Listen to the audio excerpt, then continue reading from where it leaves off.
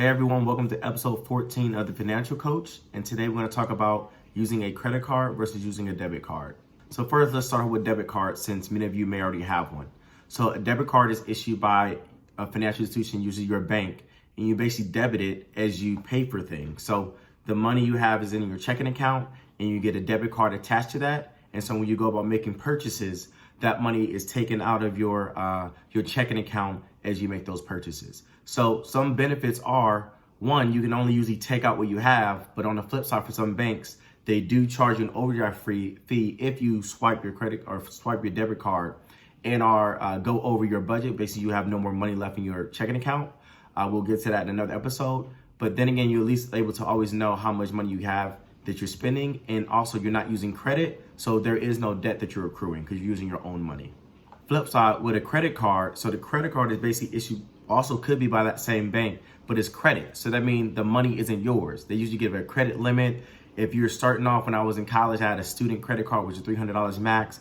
As your credit score goes up, it could be $500 credit card. It could be $1,000, $10,000, $20,000, $30,000 credit card. And it either be from that bank or you can get a credit card from Target, from Costco, and those things have benefits. So I would say the biggest difference is when you think about credit card versus debit card is the debit card is your money. That means you're likely responsible for it. There's less insurances and coverage if it's lost or stolen or somebody hacks and takes your money. And then with credit card, it's the bank's money, not your money. You're borrowing. That means you have to pay it back. That means that you have a duty and responsibility to be responsible in ensuring that at the end of the month that you're paying off your minimum, or what I would recommend is make sure that you only use your credit card with money that you already have.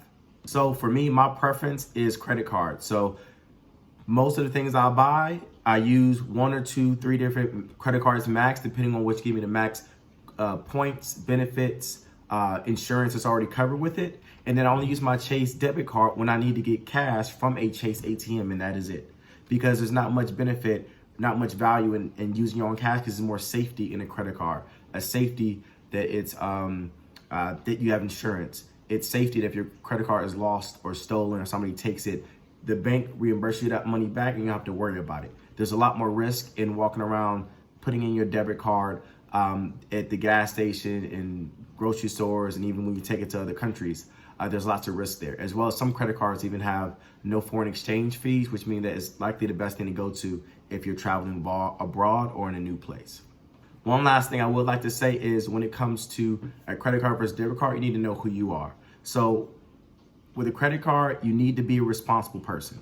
That means you need to have your budget, because if not, that $10,000 they may give you, and you only got $3,000 in your checking account, if you blow through that, then guess what? You're about to pay a lot of money in interest until you can pay that credit card off, or if you're able to pay it off at all. So I would say, one, if you don't know how to budget, if you don't know how to manage your money, and you feel like you're not responsible enough to manage money given to you that you have to pay back, then don't get a credit card.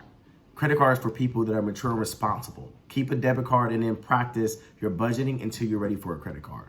Or another thing you can do is say, hey, I need to build my credit up. You can get a credit card with a $300 max on it. So go out, buy a few things, cheap things, go to a few stores, grocery store, just to pay it off, just to build credit. But don't get a credit card with thousands of dollars of money on it, where you can maybe spend that money, but you not be able to pay that money back.